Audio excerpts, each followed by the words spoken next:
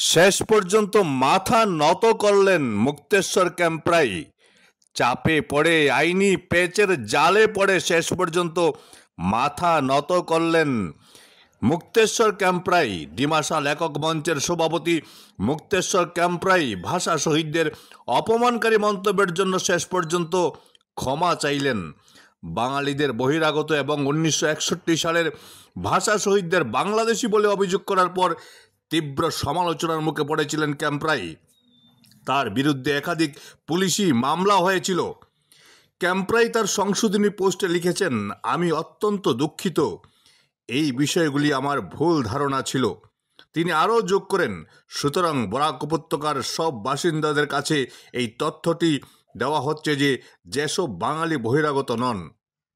অত্যন্ত বিভাজনমূলক এবং বিদ্বেষপূর্ণ হিসেবে সমালোচিত তার প্রাথমিক মন্তব্যের পর সমগ্র অঞ্চল জুড়ে বিভিন্ন সামাজিক, রাজনৈতিক এবং সাহিত্য সংগঠনের কাছ থেকে ব্যাপক নিন্দা ও প্রতিবাদের পর এই ক্ষমা চাওয়া হলো।